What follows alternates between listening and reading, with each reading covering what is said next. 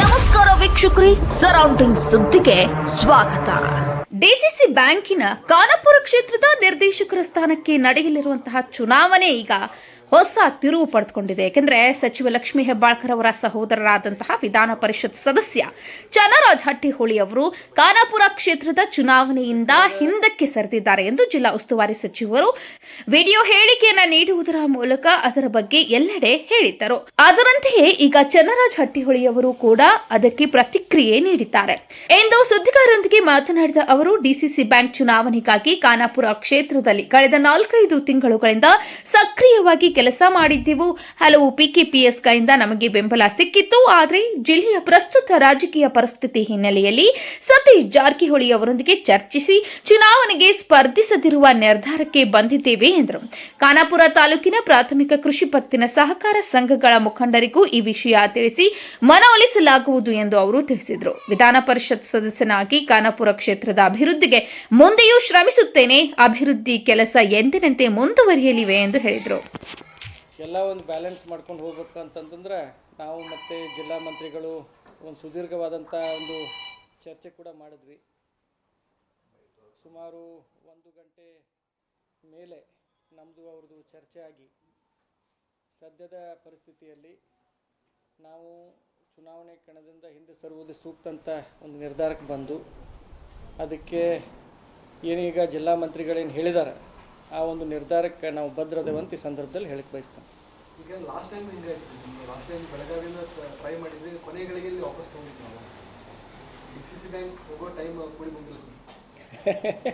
ಹಂಗೆ ಹೇಳಕ್ಕೆ ಬರೋದಿಲ್ಲ ರೀ, ನಮಗಿನ್ನೂ ವಯಸ್ಸು ಭಾಳ ಸಣ್ಣದೈತಿ, ಅವಕಾಶಗಳು ಸಾಕಷ್ಟು ಬರ್ತಾವೆ.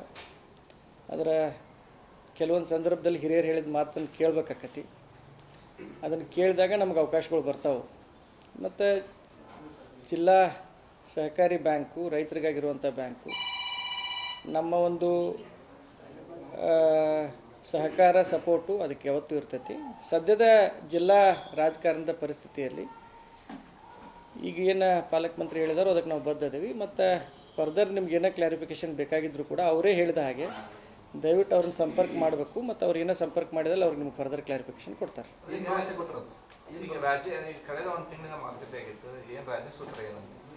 ಈಗ ಸದ್ಯಕ್ಕೆ ರಾಜ್ಯ ಸೂತ್ರ ಅನ್ನೋದಕ್ಕಿಂತ ಸದ್ಯದ ಪರಿಸ್ಥಿತಿಯನ್ನು ಏನು ಸೂಕ್ತ ಐತಿ ಆ ನಿರ್ಧಾರ ತೊಗೊಂಡಿದ್ದೇವೆ. ಮುಂಬರುವಂಥ ದಿನದಲ್ಲಿ ಅವರು ಯಾವ ರೀತಿ ಮಾರ್ಗದರ್ಶನ ಕೊಡ್ತಾರೆ ಆ ರೀತಿ ನಾವು ನಡೀಲಿಕ್ಕೆ ಸಿದ್ಧದೇವೆ. ಮತ್ತು ಇನ್ನೂ ಸಾಕಷ್ಟು ಅವಕಾಶಗಳು ಇರತ್ತವೆ. ಅಂಥ ಸಂದರ್ಭದಲ್ಲಿ ಅವರು ನಮ್ಮ ಜೊತೆ ನಿಂದಿರ್ತಾರೆ ಅಂತ ನಮಗೆ ಭರವಸೆ ಐತೆ.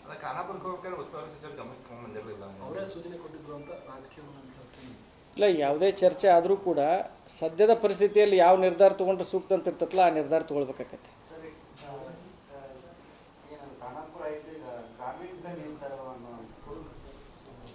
ಗ್ರಾಮೀಣದ ಏನೂ ಚರ್ಚೆ ಆಗಿಲ್ಲ. ಅದಕ್ಕೆ ಎಲ್ಲರೂ ಸೇರಿ ಒಂದು ಚರ್ಚೆ ಮಾಡಿ ಸೂಕ್ತ ನಿರ್ಧಾರ ತಗೋತಾರೆ. ಹೌದೌದು, ನಮ್ದಲ್ಲೇ ಇಲ್ಲ. ಅದೇನು ಸದ್ಯಕ್ಕೇನು ಚರ್ಚೆ ಆಗಿಲ್ಲ. ಅದಕ್ಕಿಂತ ಚರ್ಚೆ ಆಗಬೇಕು, ಸಾಕಷ್ಟು ಟೈಮ್ ಐತಿ. ಎಲ್ಲ ಚರ್ಚೆ ಆಗಿ ಅದಕ್ಕೂ ಇದೇ ರೀತಿ ಒಂದು ಬಹಿರಂಗವಾಗಿ ಹೇಳಿಕೆ ಪ್ರಕಟಣೆ ಆಕತ್ತೆ. ಅದು ಇಲ್ಲಿ ಹೊರಗಿನವ್ರು ಒಳಗಿನವರು ಅಂತ ಏನಾಗೋದಿಲ್ಲ. ಒಟ್ಟು ಎಲ್ಲ ಸೂಕ್ತ ಸಂದರ್ಭದಲ್ಲಿ ಸೂಕ್ತ ನಿರ್ಧಾರವನ್ನು ತೊಗೋತಾರೆ. ಈಗ ನಮ್ಮನ್ನು ನೀವು ಜಾಸ್ತಿ ಇಕ್ಕಟ್ಟಿನಾಗ ಶಿಕ್ಷಕ್ಕೆ ಹೋಗ್ಬೇಡ್ರಿ. ಎಲ್ಲ ಒಳ್ಳೇದಾಗೈತಿ. ಅವ್ರು ತೊಗೊಂಡಿದ್ದ ನಿರ್ಧಾರ ಚಲೋ ಐತಿ. ಮತ್ತು ಆ ನಿರ್ಧಾರ ಜೊತೆ ನಾವು ಅದೇವಿ. ಎಲ್ಲ ಸರಿ ಐತಿ. ಮುಂಬರುವಂಥ ದಿನದಲ್ಲಿ ಈಗ ಏನು ಹಿಂಗೆ ಶಾಂತಿ ವಾತಾವರಣ ಐತ್ರಲ್ಲ, ಇದು ಹಿಂಗೆ ಚಂದ ಇದ್ರೇ ನಮಗೂ ಎಲ್ಲ ಚಲೋ, ಎಲ್ಲರಿಗೂ ಚಲೋ. ಎಲ್ಲಿ ಖಾನಾಪುರದ ನಮಗೇನು ಗೊತ್ತಿಲ್ಲ ರೀ. ಈಗೇನು ನಮಗೇನು ಖಾನಾಪುರದೇನು ಗೊತ್ತಿಲ್ಲ. ಆದ್ರೆ ಬಟ್ ಖಾನಾಪುರ ತಾಲೂಕಿನ ಕೆಲಸಗಳಿರ್ಬೋದು, ಏನು ಡೆವಲಪ್ಮೆಂಟ್ ವರ್ಕ್ಸ್ ಇರ್ಬೋದು, ನಮ್ಮ ಕರ್ತವ್ಯ ಖಾನಾಪುರ ತಾಲೂಕಿನ ಮಗ ಆಗಿ MLC ಆಗಿ ನಮ್ಮ ಕರ್ತವ್ಯ ಖಾನಾಪುರ ತಾಲೂಕಿನಲ್ಲಿ ಮುಂದುವರಿತೈತಿ. ಅಭಿವೃದ್ಧಿ ಕೆಲಸಗಳು ಮುಂದುವರಿತಾವೆ. ನಮ್ಮ ಸರ್ಕಾರ ಐತಿ, ಪಾಲಕ ಮಂತ್ರಿನೂ ಸಹಕಾರ ಕೊಡ್ತಾರೆ. ನಮ್ಮ ಕೆಲಸಗಳು ಮುಂದುವರಿತಾವೆ. ಅಲ್ಲಿ ಏನು ನಾವು ಜನರಿಗೆ ಭರವಸೆ ಕೊಟ್ಟಿದ್ದೀವಿ, ಡೆವಲಪ್ಮೆಂಟ್ ವರ್ಕ್ ಮುಂದುವರಿತಾವೆ. ಎಲ್ಲರೂ ನಮ್ಮ ಜೊತೆನೇ ಅದಾರ. ನಿರ್ಧಾರದಿಂದ ಕೆಲವೊಂದು ಅವ್ರಿಗೂ ಬೇಜಾರಾಗೈತಿ, ನಮ್ಮ ನಿರ್ಧಾರದಿಂದ ಅವ್ರಿಗೂ ಬೇಜಾರಾಗೈತಿ. ಬಟ್ ಅವ್ರನ್ನೂ ಎಲ್ಲ ಮಧ್ಯಾಹ್ನ ಕರ್ತೀನಿ. ಅವ್ರನ್ನೂ ಎಲ್ಲರನ್ನೂ ಕಾನ್ಫಿಡೆನ್ಸ್ನಾಗ ತೊಗೋತೀವಿ. ಅವ್ರನ್ನೂ ಕಾನ್ಫಿಡೆನ್ಸ್ನಾಗ ತೊಗೊಂಡು ನಮ್ಮ ಕೆಲಸಗಳನ್ನ ನಾವು ಪ್ರಾರಂಭ ಬಿಡ್ತೇವೆ. ಈಗ ನೋಡಿ ಸರ್, ನೀವು 6 ತಿಂಗಳಿಂದ ತಯಾರಿ ಮಾಡ್ಬೋದು. ಈಗ ಅಲ್ಟಿಮೇಟ್ ಅಲ್ಲಿ ವೋಟರ್ಸ್ ಹೇಳಬೇಕು, ಇಲ್ಲ ನಿಮಗೆ ನಿಲ್ಲಬೇಕು ಅಂತ ಒತ್ತಡ ಆಗಕತ್ತರ ಏನು ಮಾಡ್ತೀವಿ? ಇಲ್ಲ, ಅದಕ್ಕೆ ನಾವು ಎಲ್ಲರಿಗೂ ಕನ್ವಿನ್ಸ್ ಮಾಡ್ಕೋತೀವಿ ರೀ.